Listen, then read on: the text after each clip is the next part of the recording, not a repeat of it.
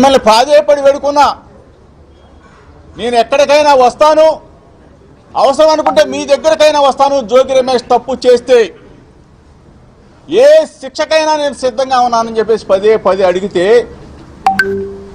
మీకు భార్య బిడ్డలు ఉన్నారు, రమ్మని చెప్పేసి ప్రాధేయపడి అడిగితే రాకపోగా నేను దుర్గగుడికి వెళ్ళి అమ్మ దుర్గమ్మ సాక్షిగా ప్రమాణం చేస్తే సిబిఐ దర్యాప్తు కోరితే వెంటనే అరెస్టు చేసి 83 రోజులు నెల్లూరు జైలు, విజయవాడ జైలు, ఆఖరికి మదనపల్లి జైలు 3 జైలు తిప్పారే. ఇంకా మీకు రాక్షసానందం తీరలేదా చంద్రబాబు నాయుడు గారు? లోకేష్ అని అడుగుతామని.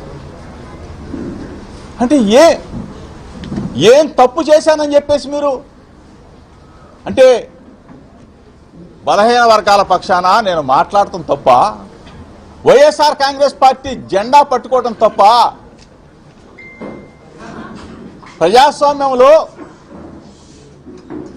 మీరు చేసే అరాచకాలని, ప్రభుత్వం చేసే ప్రజా వ్యతిరేక విధానాలని నా గొంతుక వినిపించడం తప్ప, అది చేస్తే నన్ను నా కుటుంబాన్ని జైల్లో పెడతారా?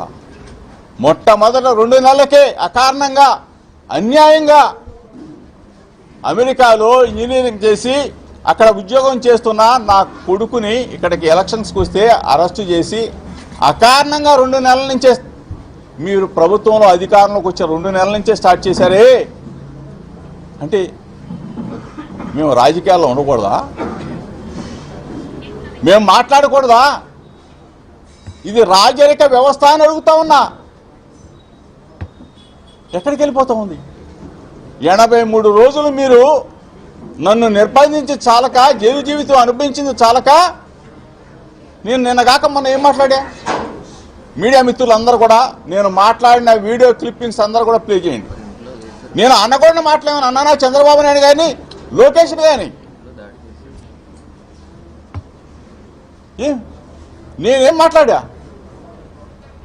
కల్తీ లడ్డు కేంద్ర దర్యాప్తు సంస్థలన్నీ కూడా, కేంద్రంలో ఉన్న ల్యాబ్స్ అన్నీ కూడా, కేంద్ర ఆధ్వర్యంలో జరుగుతున్న ల్యాబ్స్ అన్నీ కూడా సర్టిఫై చేసి అందులో ఏమీ లేదని చెప్పేసి సిబిఐ రిపోర్టు క్లీన్ చిట్గా ఇచ్చిందని చెప్పేసి మీరు కల్తీ అని చెప్పేసి మిమ్మల్ని మేము అడిగితే, లోకేష్కి బుర్ర పోయింది, పాడైపోయి అంటే చిప్పు పోయిందని కూడా అనకూడదా? చిప్పు దొబ్బిందని అనకూడదా?